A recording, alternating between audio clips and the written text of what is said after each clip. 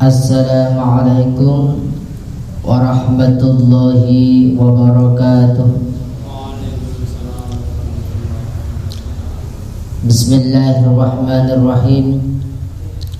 Bismillah, alhamdulillah, wassalatu wassalamu ala rasulillah.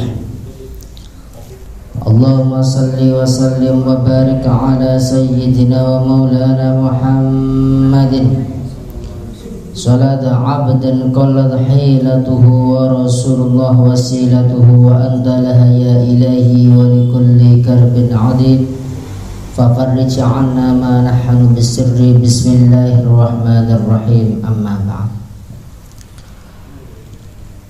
Julasail kurama, hadratul muhtaramin, para alim, para kiai,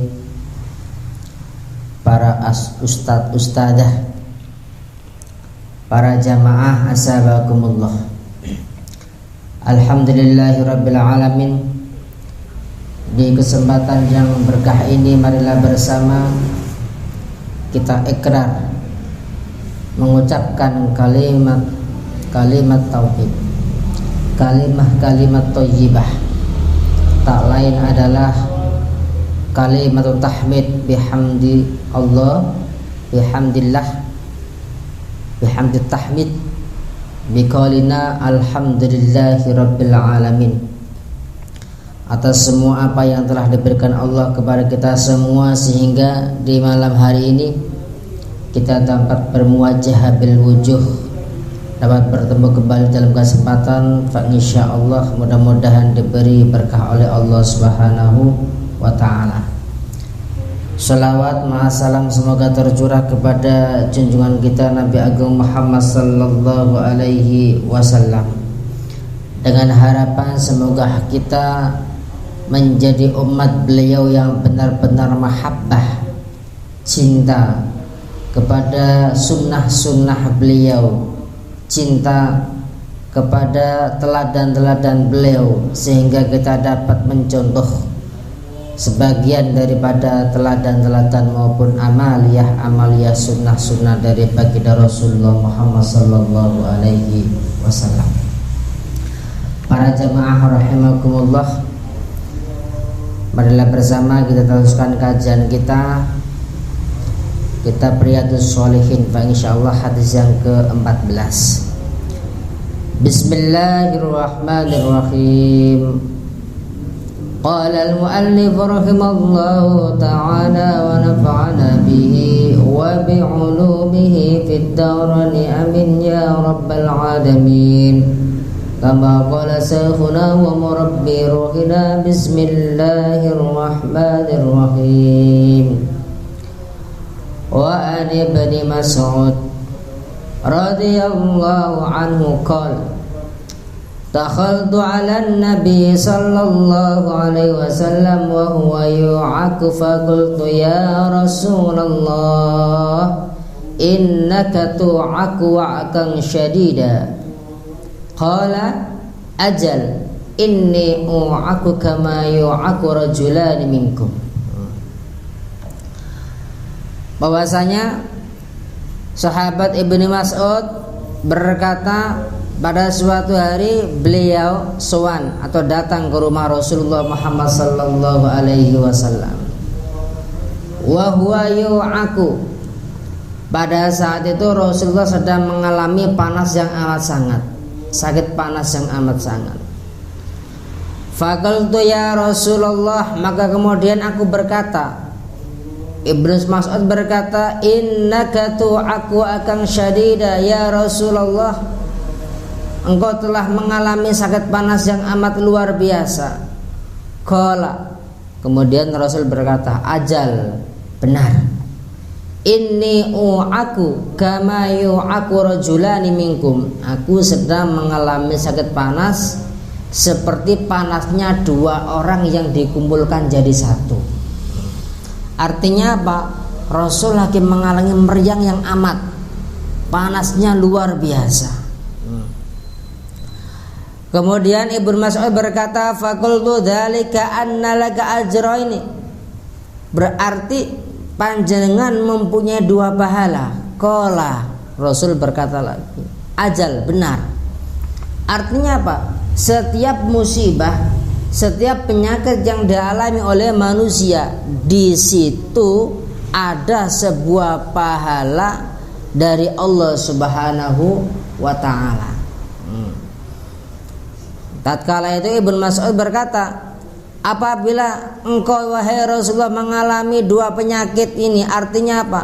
Satu, panas yang engkau derita seolah-olah panas ini sebagaimana panasnya dua orang yang mengalami demam, berarti 2 kali lipat panasnya. Berarti engkau telah mendapatkan 2 pahala dari Allah. Ya, benar.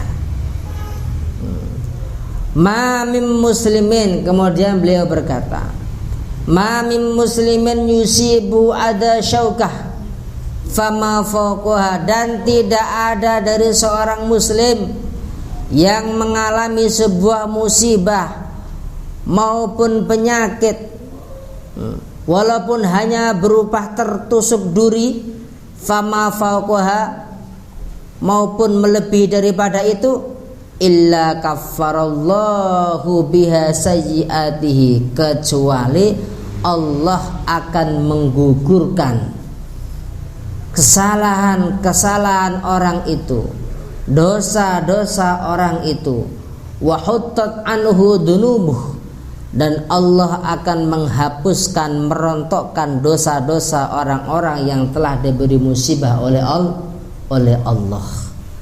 Kama tahuttus syajarah waraqaha, sebagaimana rontoknya dedaunan yang ada di pohon. Nah, ini riwayatnya seperti itu. Jadi tidak ada sebuah musibah, tidak ada sebuah penyakit yang dialami oleh setiap orang muslim kecuali Allah akan menggugurkan, menghapuskan segala macam dosa ataupun kesalahan-kesalahan daripada orang-orang itu ketika orang-orang itu diberi ujian oleh Allah, penyakit oleh Allah, walaupun hanya tertusuk duri. Seberapa sih sakitnya orang tertusuk duri? Kan tidak sakit kan? Walaupun hanya tertusuk duri, dari situ ada sebuah pahala. Apalagi orang-orang yang diuji dengan cobaan yang di atas itu, seperti yang dialami oleh Rasulullah, mengalami demam yang amat sangat. Di setiap penyakit yang kita alami, Allah di situ memberi sebuah rahmat ataupun keistimewaan pahala yang amat luar biasa. Salah satunya adalah Allah menggugurkan dosa-dosa, kesalahan-kesalahan dari hamba-hambanya yang bersabar, yang tatkala menerima ujian maupun penyakit dari Allah Subhanahu wa ta'ala. Ini hadis yang diriwayatkan oleh Ibnu Mas'ud. Wa an Abi Hurairah radhiyallahu anhu qala Rasulullah sallallahu alaihi wasallam. Hadis riwayat Abi Hurairah, beliau berkata, Rasulullah Muhammad sallallahu alaihi wasallam bersabda, "May yuridillahu bi khairan yusib binhu." Barang siapa yang dikehendaki oleh Allah dengan sebuah kebaikan, maka niscaya Allah pasti akan memberinya sebuah cobaan, musibah. Justru hamba-hamba Allah yang sangat kinasih, hamba-hamba Allah yang sangat dicintai oleh Allah, justru hamba-hamba itu nanti akan diuji oleh Allah dengan ujian yang amat sangat. Contohnya para rasul, para nabi, para wali-walinya Allah, orang-orang yang dekat dengan Allah, orang-orang yang menjadi kekasihnya Allah. Justru beliau merupakan hamba-hamba Allah yang diberi ujian yang luar biasa. Bukti Allah cinta kepada hambanya bukan hanya sekedar memberikan nikmatan belaka, tapi bukti cintanya Allah kepada hambanya adalah hamba itu selalu diuji. Dengan ujian itu Allah meninggikan derajatnya. Buktinya para rasul, para nabi, para wali-wali Allah. Ini hadis riwayat Abi Hurairah. Wa an Anas radhiyallahu anhu qala Rasulullah sallallahu alaihi wasallam, dari sahabat Anas beliau berkata, qala Rasulullah sallallahu alaihi wasallam, Rasul pun bersabda, la yatamanna yanna ahadukumul maut. Bahasanya seperti itu. Janganlah kalian mengharap, janganlah kalian mengharap sedikit pun dari kematian. Artinya apa? Orang-orang yang diuji oleh Allah dengan sebuah penyakit yang amat sangat, terus orang itu berdoa, ya Allah matikanlah aku, ya. Ini larangan, ya kan? Tidak boleh berdoa seperti itu. Rasul pernah bersabda, la yatamanna yanna ahadukumul maut lidurrin asobahu. Janganlah sekali-kali engkau, ya kan, meminta kematian dari bahaya maupun penyakit yang engkau derita, yang engkau alami. Fa in kana labudda fa'ilan, maka sesungguhnya seandainya memang itu diperlukan, artinya tidak ada harapan lagi, falyakul, Rasul memberi sebuah doa. Jadi bukan doa itu mengharap cepat mati, bukan, tapi Rasul justru menggantinya dengan sebuah doa. Bagaimana doanya? Allahumma ahyini ma kanatil hayatu khairan li wa tawaffani idza kanatil wafatu khairan li. Seandainya ada seorang yang divonis kamu akan meninggal 5 hari lagi karena penyakit yang dideritanya.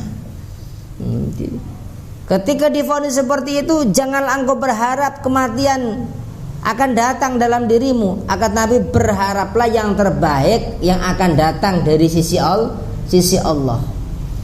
Bagaimana doanya? Allahumma ahyini, ya Allah, ya kan? Berikanlah kehidupan kepadaku, ahyini, berilah kehidupan kepadaku, maka natil hayatu khairul, apabila kehidupan ini lebih baik untukku. Ya Allah, sembuhkanlah aku. Ya Allah, berikanlah kehidupan kepadaku apabila memang kehidupan ini yang terbaik buatku. Wa tawaffani, dan matikan aku, wafatkanlah aku, idza kanatil wafatu khairul li, apabila memang kematian ini yang terbaik untukku. Ini doanya. Jadi bukan doa, ya Allah cepat matikanlah aku sudah tidak tahan lagi dengan penyakit ini. Ini orang-orang yang berputus asa, itu larangan. Jadi ada doanya tersendiri. Ya Allah, berikanlah kehidupan kepadaku apabila memang kehidupan ini yang terbaik untukku, dan tolong wafatkanlah aku, matikanlah aku apabila kematian ini yang terbaik jalan untukku. Ini doanya Rasulullah. Jadi seseorang tidak boleh mengharap cepat mati, tidak boleh, ya kan? Tapi diganti dengan doa seperti ini. Muttafaqun alaih. Wa an Abi Abdillah Khabbab bin Arth, dari sahabat Abi Abdillah Khabbab bin Arth mengatakan, qala syakawna ila Rasulillah sallallahu alaihi wasallam. Pada saat itu beliau sedang mengadu kepada Rasulullah sallallahu alaihi wasallam, dan pada saat itu wahwa mutawassidun burdah, dan pada saat itu Rasulullah itu sedang berbaring di atas sebuah bantal yang namanya burdah. Burdah mungkin bantal yang istimewa, mungkin agak empuk bantalnya itu. Fi dhillil Ka'bah, pada saat itu posisi Rasulullah sedang dalam naungan Ka'bah, di bawah Ka'bah. Fakulna, kami berkata kepada Rasul, ala tastangsiru lana, ala tad'u lana ya Rasulullah. Ya kan curahan hati seorang Abi Abdillah Al-Khabbab. Ya Rasulullah, mengapa engkau tidak menolong kami? Mengapa engkau tidak mendoakan kami atas musuh-musuh kami tatkala kami dalam keadaan berperang? Mengapa engkau tidak minta kepada Allah supaya kami dimenangkan? Mengapa engkau tidak minta kepada Allah supaya orang-orang kafir itu binasa? Jadi ada salah satu sahabat curhat kepada Rasulullah. Ketika Rasulullah dicurhati seperti itu, faqala qad kana min qablikum, Rasul mengatakan seperti ini, qad kana min qablikum, dulu pernah ada zaman sebelum kamu, yu'khadur rajul, ada seorang laki-laki yang diambil, fayughfar lahu fil ard, dan dia dikubur seluruh badannya kecuali hanya kepala yang diperlihatkan di atas bumi. Jadi Rasul itu menjawabnya dengan sebuah hikayah. Wahai Abi Abdillah, ketahuilah dulu hiduplah seorang pemuda sebelum kamu. Pemuda ini diseret oleh rajanya, dikubur hidup-hidup oleh rajanya, hanya diperlihatkan kepalanya di atas permukaan bumi. Fayuja'alu fiha summa yu'ta bil minsyar, kemudian pemuda itu didatangkan ataupun disiksa dengan sebuah siksaan dengan alat yang namanya minsyar. Minsyar itu adalah gergaji. Bayangkan. Fayudau ala ra'sihi, kemudian kepalanya digergaji. Fayuja'alu nisfaini, ketika kepala pemuda itu digergaji, terbelahlah menjadi dua. Ketika membayangkan siksaan seperti itu, masya Allah, ya kan, beratnya luar biasa, ya kan? Di seorang pemuda diseret, dikubur hidup-hidup, hanya diperlihatkan kepalanya di atas permukaan bumi, ya kan, seperti itu. Kemudian dibawakan siksaan-siksaan, tiba saatnya kepalanya digergaji, terbelah menjadi dua. Bukan hanya itu, wa yumshatu bi amshatil hadidi ma duna lahmihi wa azmihi,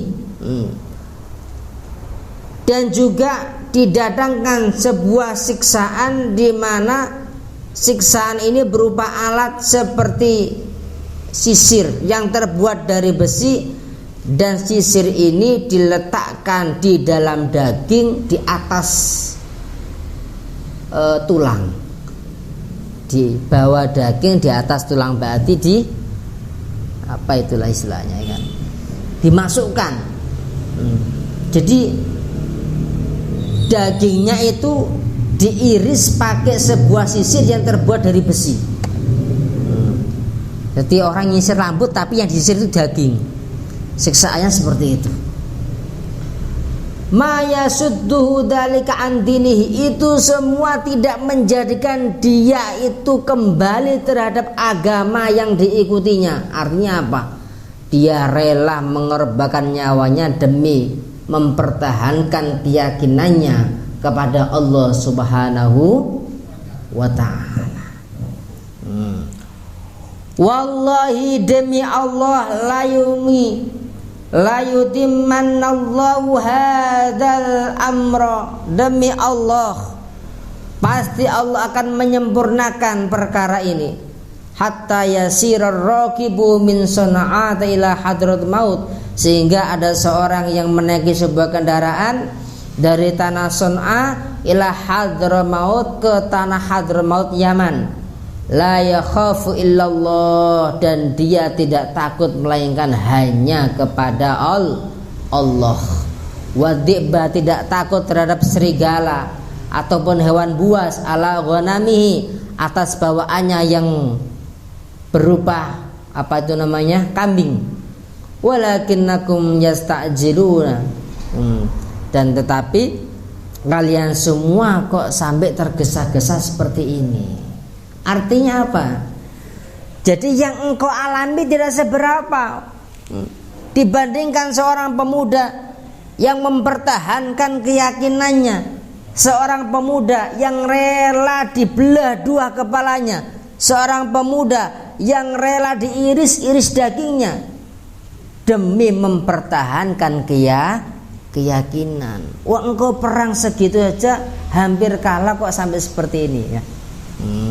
Jadi ibarat kata seperti itu kan, dibandingkan dengan apa yang telah diceritakan oleh Rasulullah. Bersabarlah ya kan, perang memang berat tapi bersabarlah. Nah, itu wasiat dari Rasulullah Muhammad sallallahu alaihi wasallam.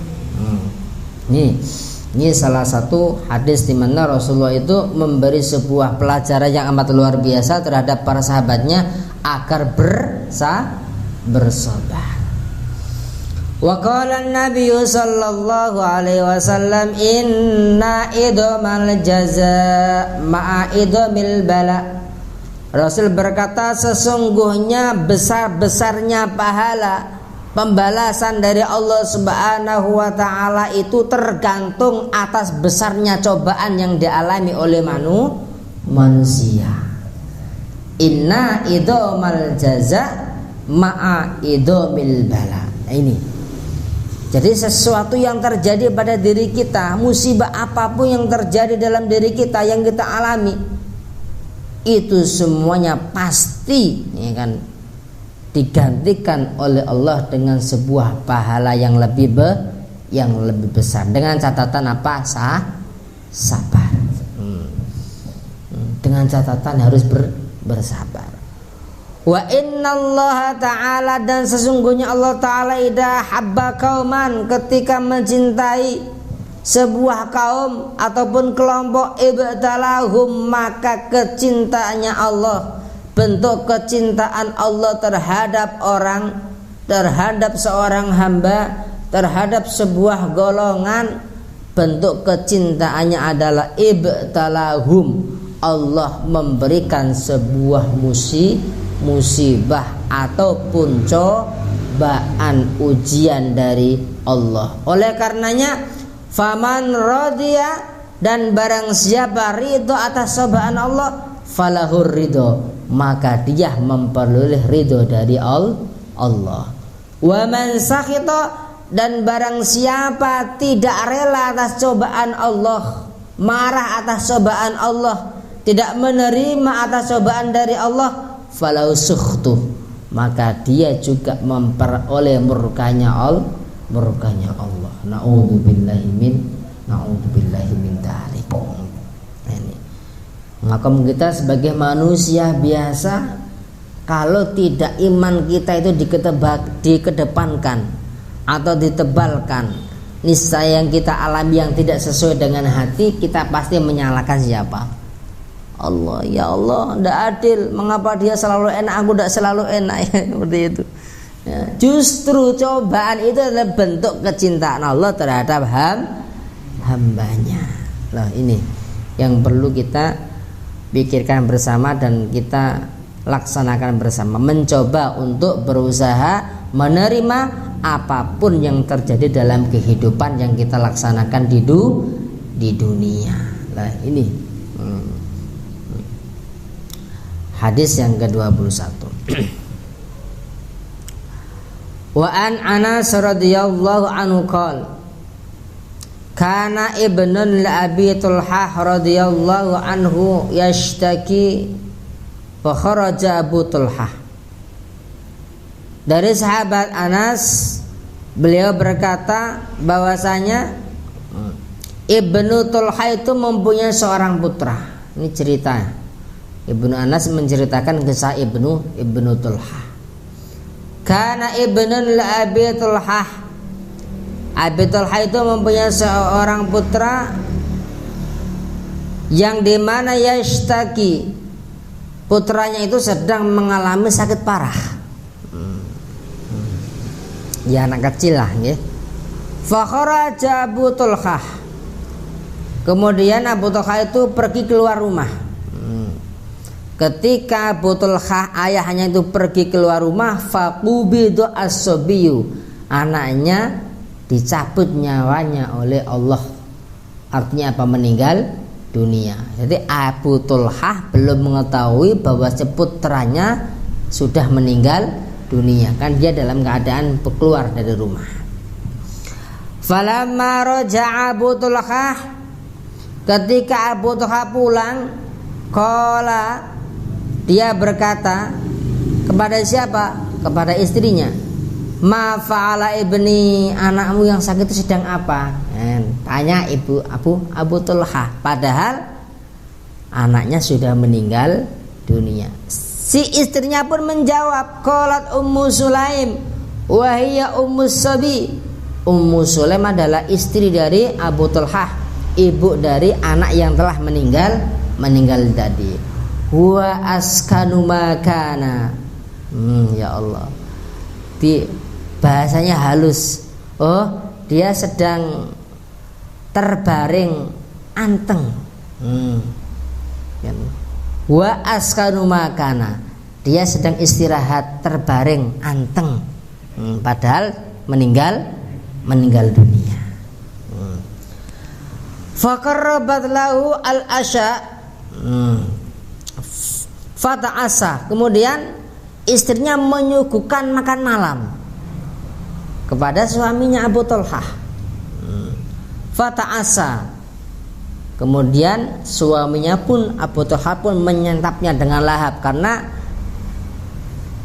hatinya merasa agak gembira, anaknya bisa istirahat tenang, padahal dalam keadaan meninggal dunia. Summa asaba minha, falamma faraga qalat waru as-sabiya falamma asbaha Abu Thulhah ata Rasulullah sallallahu alaihi wasallam. Ya Allah, kemudian ketika selesai makan malam, summa asaba minha, masih sempat Abu Thulhah itu bersenggama dengan istrinya di malam itu, masih menyempatkan diri bergaul, menggauli istrinya. Setelah selesai makan, selesai bergaul dengan istrinya, kemudian istrinya pun berkata, dia memberi kabar. Jadi hadis ini menceritakan ataupun anjurannya untuk bahasa orang Jawa itu ngadem-ngademi. Napa nggih bahasane orang Banyumas apa? Napa? Ngayem-ngayemi orang yang terkena musibah, atau memberi kesenangan lah. Bahasanya takziah, kalau orang yang takziah itu bahasanya memberi kesenangan. Dan istrinya tidak langsung memberitahukan bahwa anaknya itu meninggal dunia, akan tapi istrinya sempat menyuguhkan makan malam. Istrinya pun sempat, bahasanya itu bukan menawarkan, sempat melakukan hubungan suami istri dengan suaminya. Setelah selesai baru menceritakan apa ya yang diucapkan oleh Ummu Sulaim tadi. Qalat, kemudian istrinya pun berkata, waru as-sabiya, Abu Thulhah, kuburlah as-sabiya, anakmu itu. Kaget. Ternyata ketika Abu Thulhah pulang itu sesungguhnya anaknya sudah dalam keadaan meninggal dunia.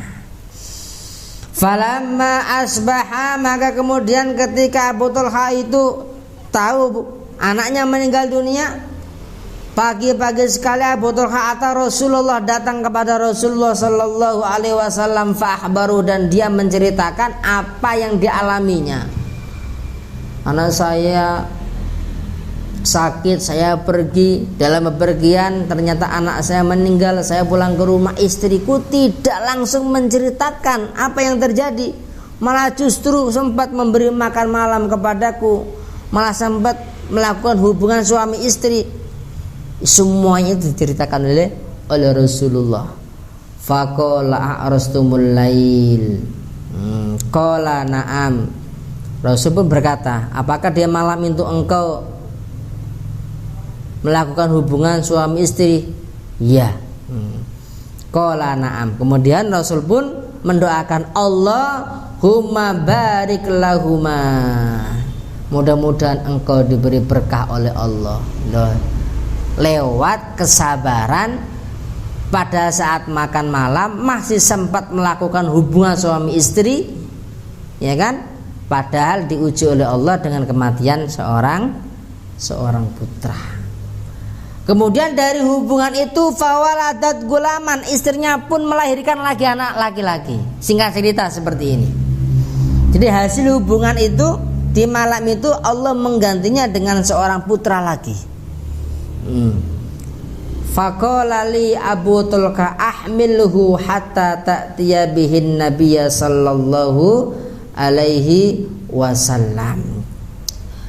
Kemudian Abu Tulkah berkata kepada Nabi, ahmiluhu, gendonglah wahai Rasul bayi itu hatta ta'tiyan Nabi, sehingga mendatangkan kepada Nabi, wa ba'asa ma'ahu bithamaratin, dan Abu Talha pun mengirimkan beberapa buah kurma.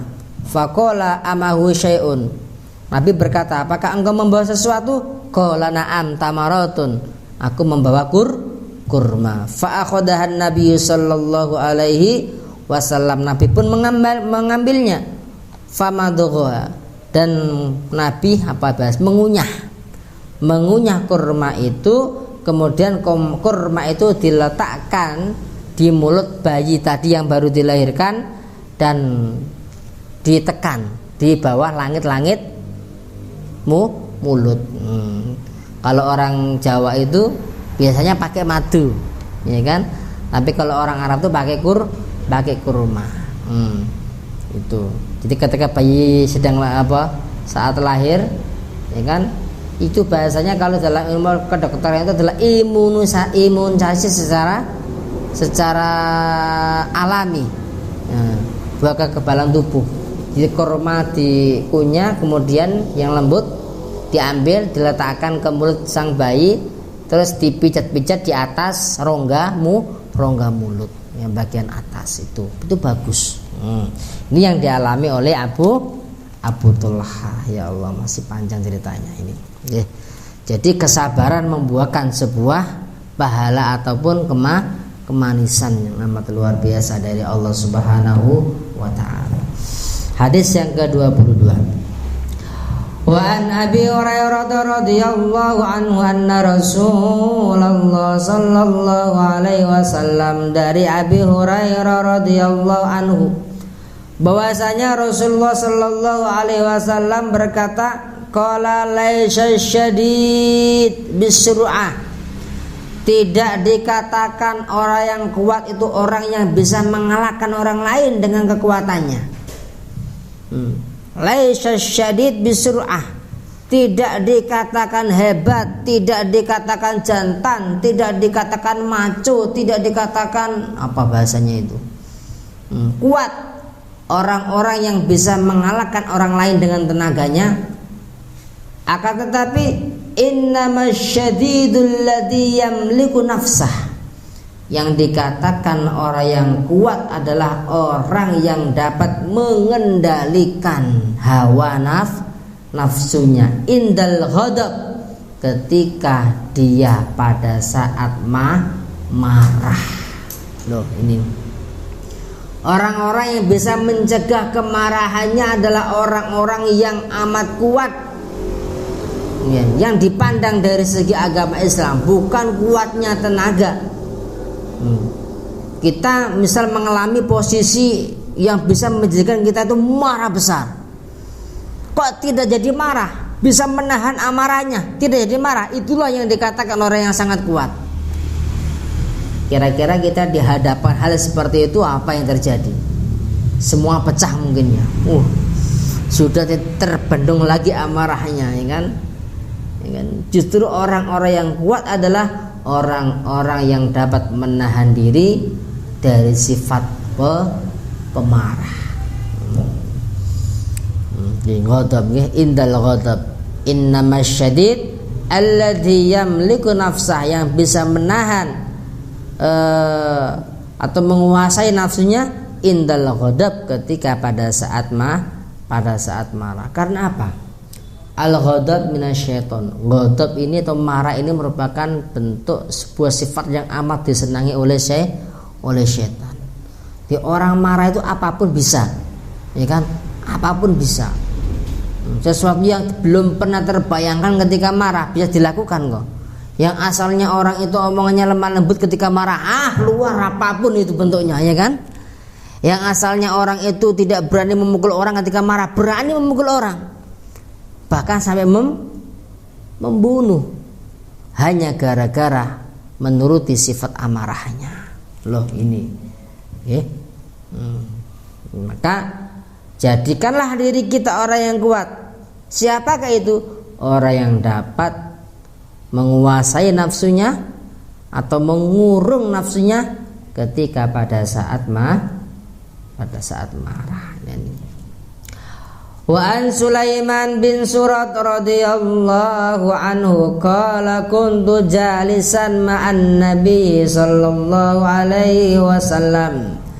Dari sahabat Sulaiman bin Surat, beliau berkata, menceritakan, aku pernah duduk bersama Rasulullah. Pada saat aku bersama Rasulullah, warajulani, ada dua laki-laki, yastabbani ahaduhuma, yang sedang adu argumen, berdebat. Wa ahaduhuma qad ihmar wajhu, dan salah satunya itu sampai wajahnya itu merah. Marah sih. Di orang yang kalah debat biasanya kan marah wajahnya, nadanya tinggi, ya kan? Itu ciri-ciri orang yang kalah debat, marah. Itu nada tinggi, wajahnya merah, matanya melotot, ya kan? Wantafakhat dajuhu, bahkan urat-urat yang ada di lehernya itu menggelembung, membesar. Pernah lihat orang seperti ini nggih? Ketika marah wajahnya jadi merah, matanya melotot, otot-otot lehernya ini berubah menjadi besar, keluar. Ya kan? Aku dihadapkan dengan peristiwa seperti itu. Faqala Rasulullah sallallahu alaihi wasallam, kemudian Rasul berkata, inni la a'lamu kalimatan, sesungguhnya aku sungguh pernah mengajarkan sebuah kalimat, memberitakan sebuah kalimat, lau qalaha, yang apabila kalimat ini dibaca, la dhahaba anhu ma yajidu, maka akan hilanglah sesuatu yang ia temui. Artinya apa? Sifat pemarahnya hilang. Ini doa ketika marah. Dari Rasulullah. Ketika kita mengalami hal seperti ini, doa ini dibaca. Ada yang mengatakan ketika dirimu marah, ambillah segera air wudhu, maka marahmu akan hilang. Ada yang mengatakan ketika engkau marah, maka duduklah.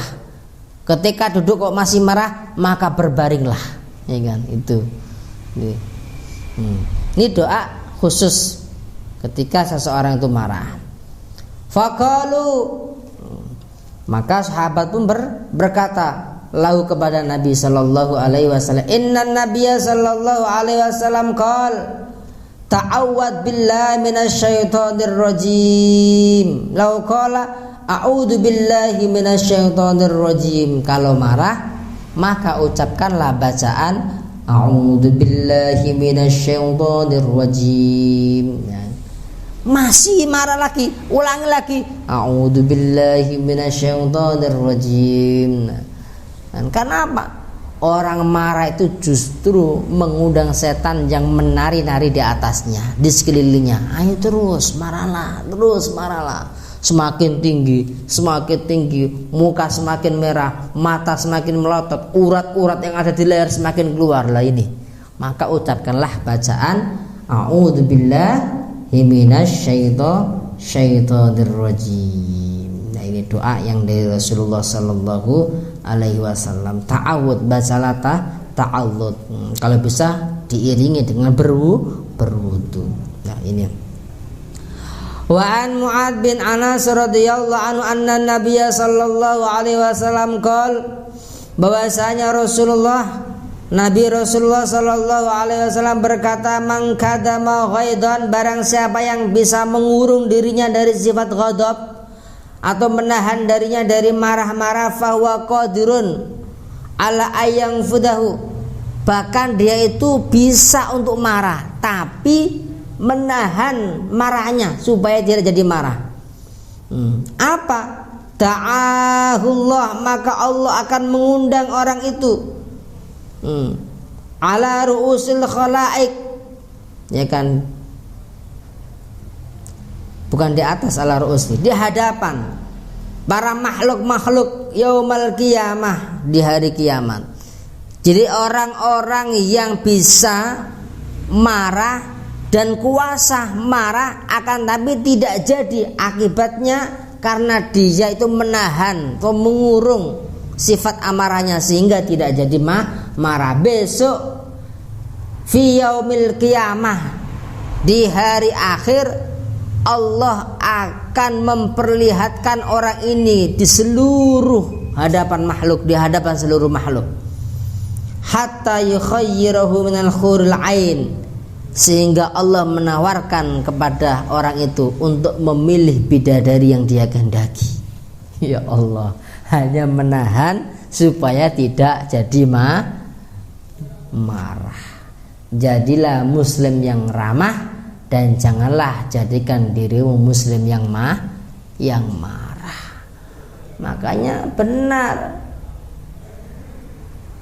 ketika warga Nahdiyin itu dihimbau untuk selalu mengedepankan yang namanya tasamuh, toleransi, mengedepankan yang namanya tabayun, selalu bertabayun, mengklarifikasi, bukan dikit-dikit langsung menjustis, bukan dikit-dikit langsung marah, bukan dikit-dikit langsung gelar aksi dan lain sebagainya. Tidak, itu bukan ajaran dari Rasulullah Sallallahu Alaihi Wasallam. Bahkan di sini amat luar biasa pahalanya. Orang yang dapat menahan dirinya dari marah padahal dia mampu untuk marah, maka besok dia didatangkan fi yaumil akhir, akan dipamerkan di hadapan makhluk-makhluk lainnya, dan dia akan diperintahkan oleh Allah untuk memilih bidadari yang dikehendaki. Alhamdulillah, ya Allah, luar biasa pahalanya. Wa an Abi Hurairah radhiyallahu anhu anna rajula, sesungguhnya ada seorang laki-laki, qala, berkata, lin Nabi, kepada Rasulullah sallallahu alaihi wasallam, ya Rasul, ausini, berwasiatlah kepadaku. Ya Rasul, saya minta wejangan darimu, berilah aku wasiat, berilah aku ilmu, berilah aku wejangan. Qala, dan Rasul pun berkata, la taghdab, wasiatnya janganlah jadi orang pemarah. Itu dok, la taghdab. Faraddada miraron, ketika seorang laki-laki itu diberi pelajaran oleh Allah dengan la taghdab, janganlah engkau jadi pemarah. Kemudian Rasul mengulanginya lagi, qala la taghdab, jangan jadikan dirimu atau diri kita sebagai orang yang pemarah. Ini wasiat daripada Rasul terhadap seorang laki-laki yang suan kepada beliau. Kita habiskan sama ya. Wa Nabi Hurairah radhiyallahu anhu qala qala Rasulullah sallallahu alaihi wasallam, ma yazalul bala, Rasul berkata, ma yazalul bala, tidak selesai-selesai bala bil mu'mini wal mu'minat, yang dialami oleh orang mukmin laki-laki maupun orang mukmin perempuan, fi nafsihi, atas penimpa yang menimpa dirinya, wa waladi, ataupun menimpa anaknya, wa malihi, dan menimpa harta bendanya, hatta yalqallahu ta'ala wa ma'alaihi khati'ah, sehingga dia bertemu dengan Allah wa ma'alaihi khati'ah, dalam keadaan tidak memiliki kesalahan sedikit pun.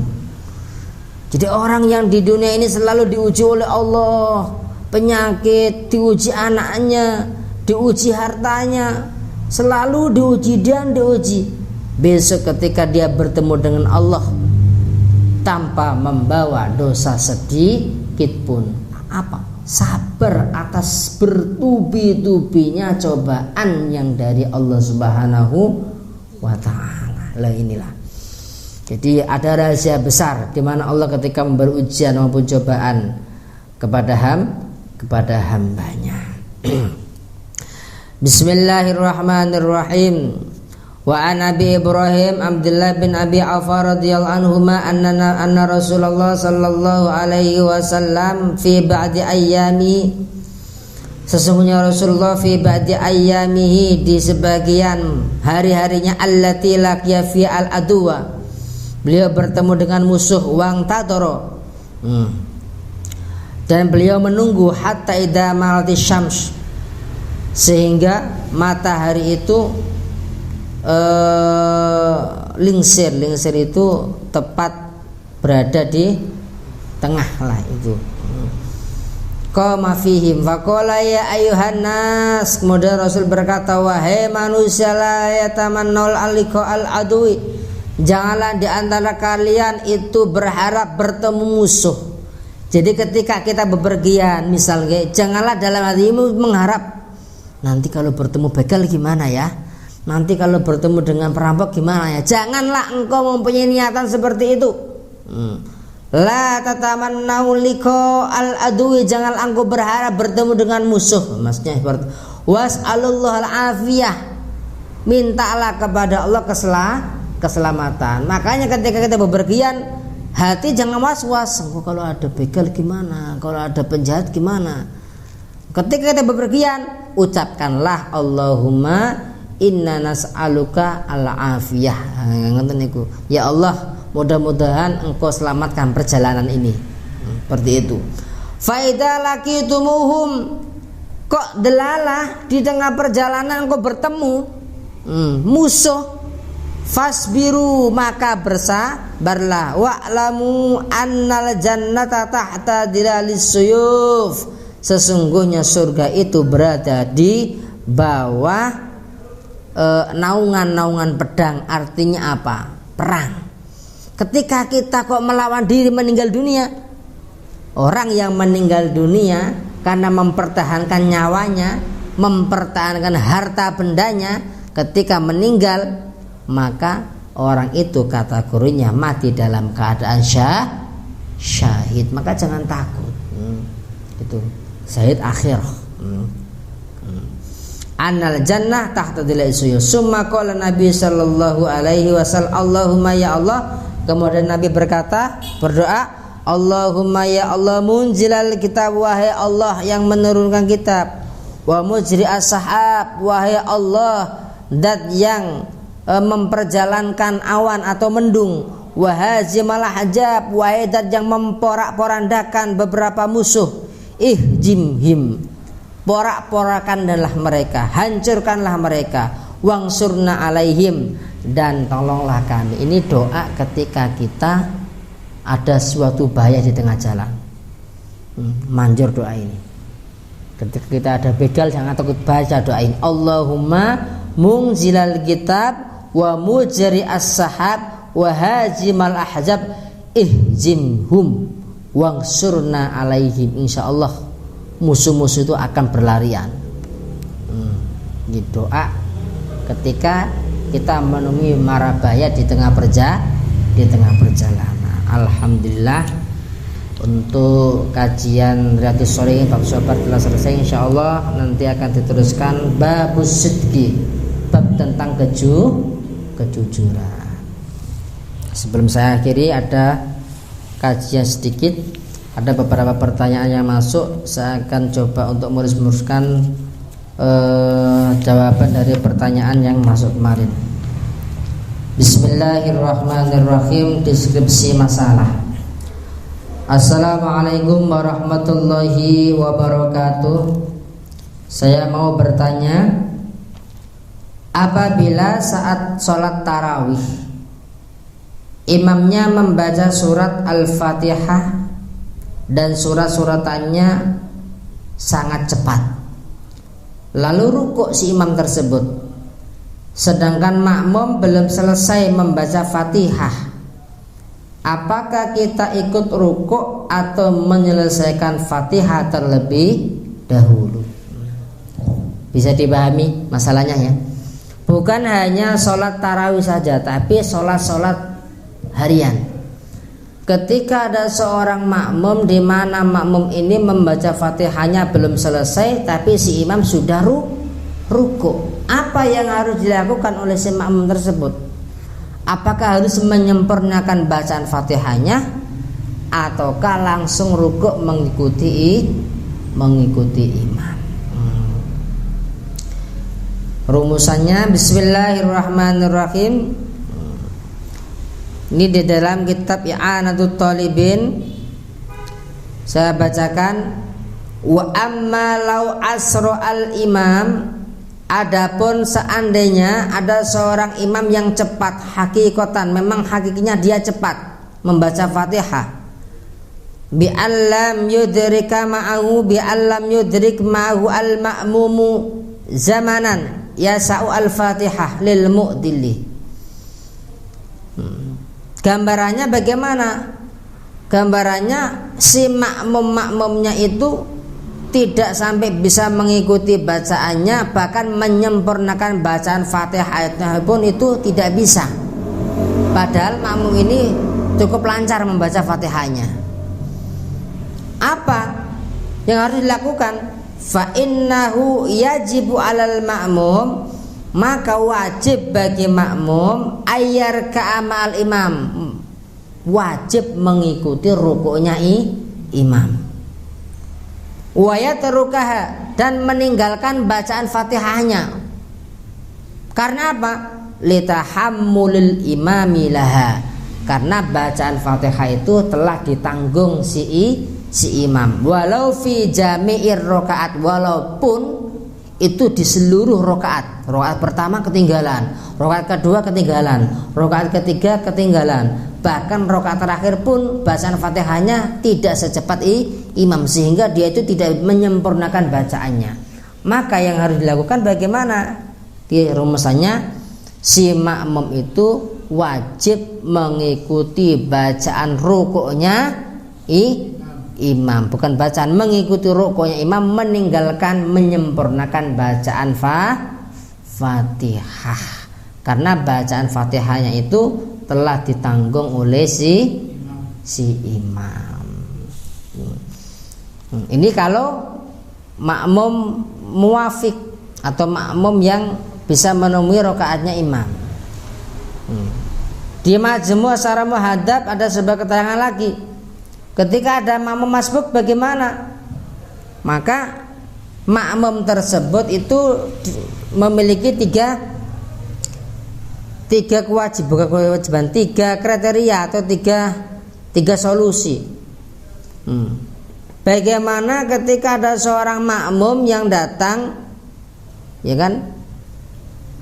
Ketika imam ini sudah menyempurnakan sholatnya walaupun belum menyampai 10 rakaat, atau makmum masbuk, makmum yang tidak dapat menyempurnakan bacaan Fatihah karena waktunya itu tidak memungkinkan untuk membaca, itu namanya makmum masbuk. Itu makmum yang tidak dapat menemui rakaatnya imam atau menyempurnakan bacaan Fatihahnya. Maka di sini falau raka'al imam, ketika imam itu rukuk, wa fi asna'il Fatihah, dan dia masih berada di tengah-tengah Fatihah, fasalatatu aujuhin, maka ada 3 pilihan. Akhaduha yutimmu al-Fatihah. Pilihan yang pertama adalah dia menyempurnakan bacaan Fatihah. Wasani yarka'u wa yaskutu anhu qira'atuha. Pilihan yang kedua adalah dia rukuk bersama imam, langsung mengikuti rukuknya imam.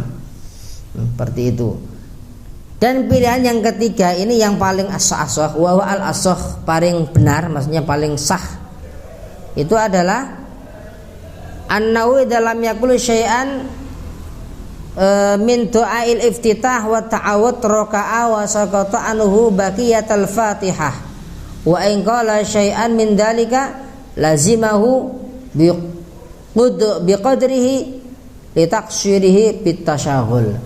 Ketika ada imam masbuk, makmum masbuk datang, sudah tahu imamnya itu sudah selesai baca Fatihah, baru membaca surat-suratan, dia baru datang. Maka bagi dia ketika membaca surat Fatihah, langsung ketika membaca suratul Fatihah, ya kan, dia langsung boleh mengikuti rukuknya imam. Tapi ketika si makmum masbuk itu kok mandan tidak langsung baca Fatihah tapi membaca doa iftitah dulu, padahal doa iftitah hukumnya apa? Sunnah. Maka dia tidak boleh mengikuti rukuknya imam kecuali dia menggantinya dengan bacaan suratul Fatihah. Nah, ini ada sebuah tambahan. Jadi intinya yang rumusan pertama tadi, bagaimana yang harus dilakukan si makmum? Wajib mengikuti imam. Artinya apa? Wajib mengikuti rukuknya imam. Adapun bacaan Fatihah yang belum sempurna itu ditanggung oleh imam. Pertanyaan yang kedua, terakhir. Assalamualaikum Ustadz, bagaimana hukumnya menggunakan obat hirup atau fixed inhaler ya, saat berpuasa karena sedang flu? Apakah dapat membatalkan puasa? Sering ya kita melakukannya. Orang berpuasa menghirup obat atau fixed inhaler atau obat hirup itu kan, karena dalam keadaan sedang flu berat. Hukum puasanya itu tidak membatalkan, karena aroma dari obat-obatan, aroma dari apapun itu ketika dihirup itu bukan termasuk hal yang membatalkan puasa, karena tidak berbentuk, karena hanya sebatas bau, tidak ada ain atau barang yang kelihatan. Maka hukumnya ketika ada orang berpuasa menghirup fixed inhaler ataupun menghirup obat hirup untuk meredakan flu-nya tidak membatalkan puasa, karena itu kategorinya bukan ain ataupun benda, hanya berbentuk apa? Aroma.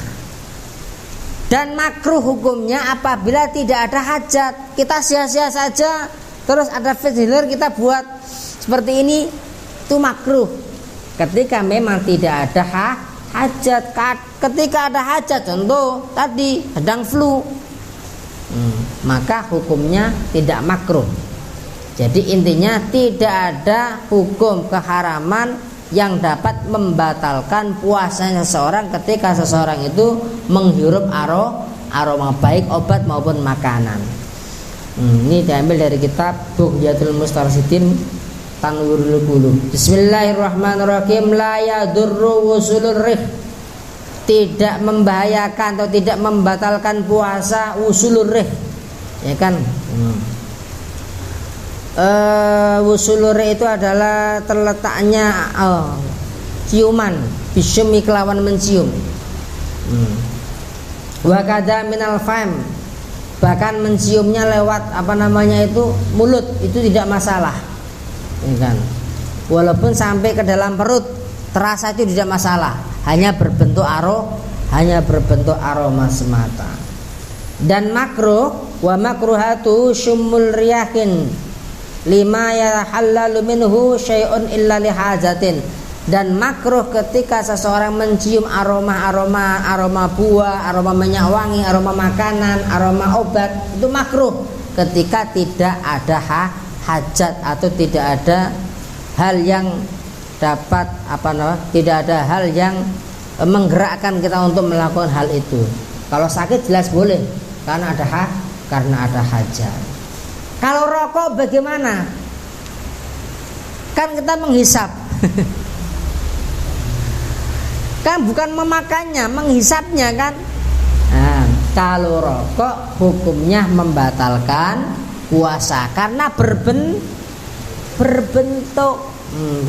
Di sini diterangkan wa kharaja, dan kecuali bi dengan ma fihi ainun, ada bentuknya karo ihatin litin, yakni atombak, seperti bau rokok atau menghirup asap rokok atau tembakau, itu hukumnya dapat membatalkan puasa. Kalau semacam obat-obat hirup itu tidak masalah, karena bukan termasuk ain tapi hanya atar, aroma, itu tidak membatalkan, dengan catatan ada hajat. Kalau tidak ada hajat, hukumnya hanya sebatas makruh. Alhamdulillah.